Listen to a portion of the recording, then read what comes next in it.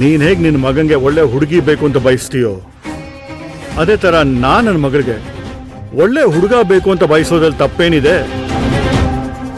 ಎಲ್ಲ ವಿಷಯದಲ್ಲೂ ಸರಿ ಇರೋ ನೀನು ನಿನ್ನ ಮಗನ ವಿಷಯದಲ್ಲಿ ಯಾಕೆ ದುಡುಕ್ತಾ ಇದೀಯಾ? ಅಣ್ಣ, ಅವ್ನ್ ತಪ್ಪು ಮಾಡ್ತಿದ್ದಾನೆ ಅಂತ ನನಗೆ ಈಗ್ಲೂ ಅನಿಸ್ತಿಲ್ಲ ಅಣ್ಣ. ನನ್ ಮಗ ಈಗಿನ ಜನರೇಷನ್ಗೆ ತಕ್ಕನಾಗಿದ್ದಾನೆ.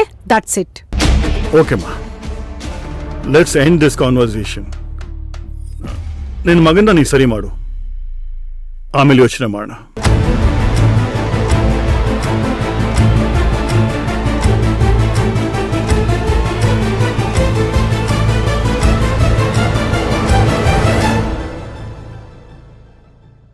ನಿನ್ನ ರಿಯಲ್ ಆಗಿ ನೋಡ್ದಾಗಿಂದ I can't control my emotions. But ಇಲ್ಲಿ ಈಶಾನಿ ಜೊತೆ ಮದ್ವೆ ಫಿಕ್ಸ್ ಆಗಿದೆ. ಏನ್ ಮಾಡ್ಲಿ? ನಿನ್ನೆಲ್ಲಾ ಪ್ರಶ್ನೆಗಳಿಗೂ ನಾನು ಉತ್ತರ ಕೊಟ್ಟೆ ಕೊಡ್ತೀನಿ. ಆದ್ರೆ ಈಗಲ್ಲ, ಇನ್ನೊಂದ್ಸಲ.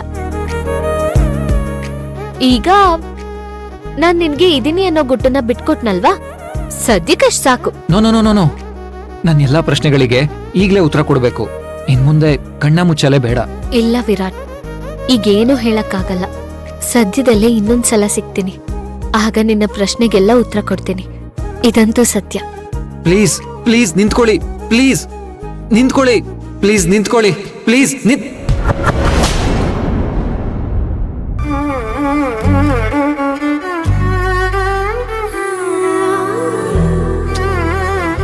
ಇದು ಕನ್ಸೇನಾ?